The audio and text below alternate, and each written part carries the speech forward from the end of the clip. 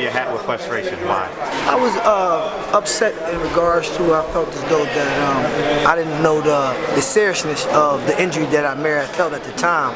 So without going through the process, I immediately got my emotions involved in it because it looked apparent, that it was a possibility that maybe stopping the fight too soon. So I was frustrated with what took place. But then after sitting and allowing him to get a chance to talk, because he really wasn't able to talk because he was swallowing so much blood because he bit his tongue, and his tongue is basically like a cut through it, and so he was swallowing a lot of blood, and that was preventing him from being able to talk at the time and to breathe. So I was frustrated. So it was a broken jaw? What was it? No, right now we're sending him to the hospital for precautionary reasons. It's not a broken jaw. He had bit his tongue in the second round, and he was just swallowing lots of blood. I don't know if he was looking like on the camera, but when he was spitting in the bucket, he was pouring water in. This blood was just coming out, and it wasn't like it was that dark color blood, And so when it's that dark color blood, it's coming from deep, from within. So we thought he can fight through it. At the time, I thought he can, but at the time, you really don't know what a fighter's going through. So he was really getting the blood stuck right in his throat. It was really thick and coming out, and he couldn't breathe.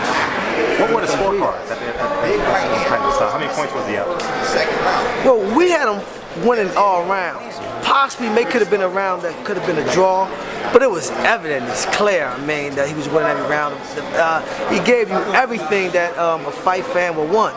He showed tremendous heart, he showed tremendous power. He pushed the fight, and the fight was there for him to win. And so, but I think he has a big future still ahead of him. And we're looking to get back in the gym, get his tongue sewed up, and get back in the gym. Do you see this as a victory? Do you move on? Do you see this fight as a victory because you were obviously winning on card, or do you seek the rematch?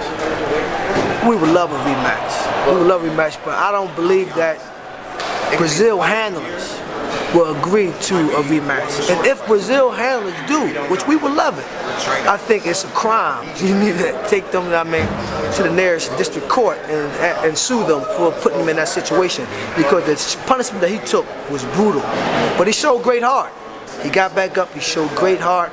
And this is what boxing is. Boxing, especially the heavyweight division, they need fights like this to sustain this sport.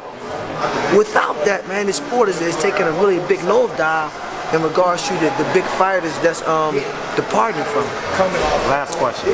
Do you think Amir Mansour walked in at 218, 224 or something? Do you think it should be a super heavyweight division and a heavyweight division, or it should encompass all? No, it should encompass all, because I'm going to tell you this here. At Tyson best, he was about 209. At Holyfield best, he was 210, 211. Joe Frazier, he was in the early 200s. Ali, the great, the all-time great, at his best, he weighed at 218 until later on in his career when he got out of shape. He was coming in about 230. But when he was at his best, when he originally fought Liston, he was only about 217, 218. So I don't think that there should be two different weight classes. Appreciate your time. Okay. Safe healing, safe travel as well. Appreciate you as well.